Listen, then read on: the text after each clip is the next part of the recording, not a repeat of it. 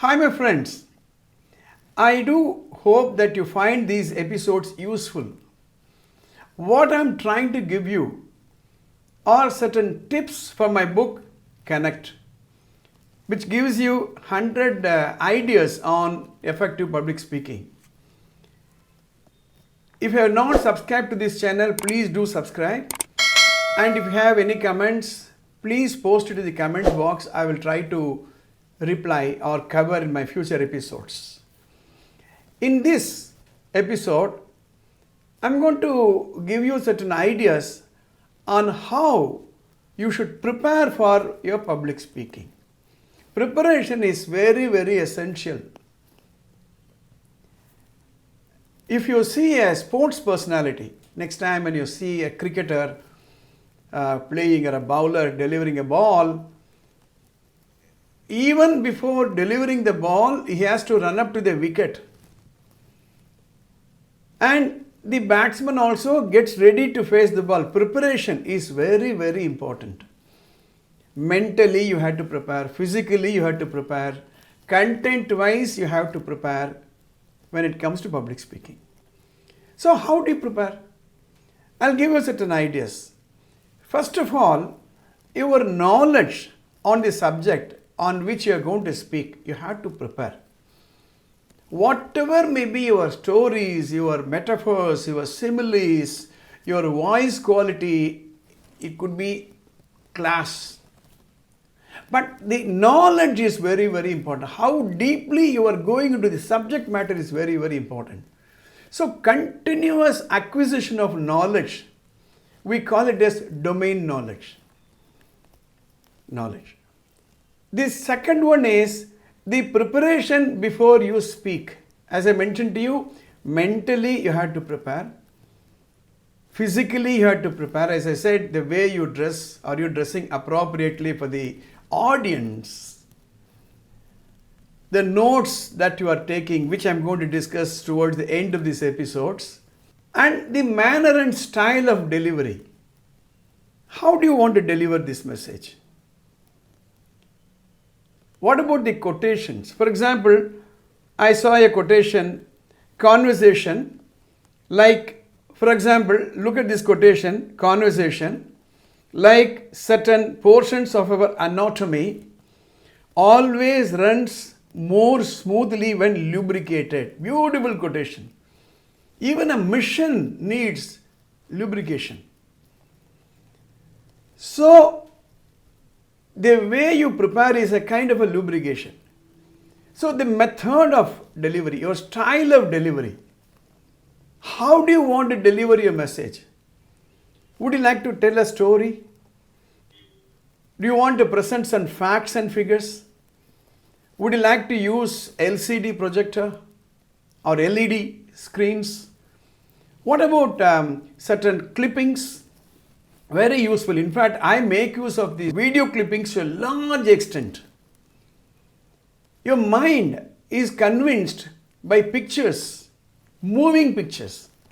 So in neuro-linguistic programming, NLP, in which I did my master's degree, we talk about visual, auditory and kinesthetic method of delivering a message. In visual, the more digital it is, the more movement it is, the more brighter it is, the more convincing will be your message. You should also prepare to understand the audience. Whenever I go for a training program, I ask the organizer of the program to give me a profile of the participants who are likely to attend my program. Sometimes I address a large gathering of 500, 600 people, schools, colleges, organizations. If it is school, I ask them what is the age group of the students, which class are they studying. If they are higher class students, adolescents, I need to approach them in a different way. If they are kids, I need to match their wavelength. If it is organization, I used to ask them which category of employees are going to attend my program. Are they going to be unionized category operators, Or are they going to be middle level executives or senior executives? Accordingly, you have to match your content. Then what about fluency of your language? Let's say that you speak in English or your mother tongue, but you want to quote a quotation from another language, like for example Hindi or a Sanskrit. You have the quotation. Try to practice that quotation in the dialect in which you have to deliver.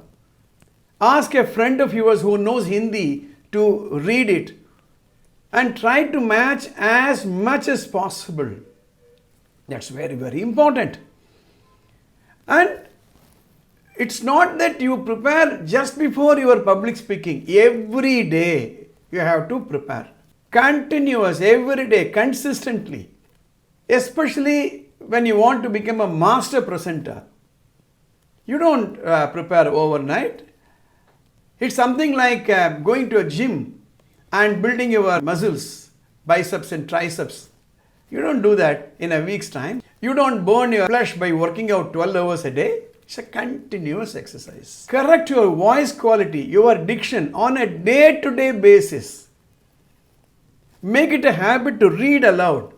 If you have a problem of difficulty in diction, in right pronunciation, every day read aloud, 10 minutes read aloud, in whichever language you want to be. Find out how fluent are you. You have to be fluent while delivering.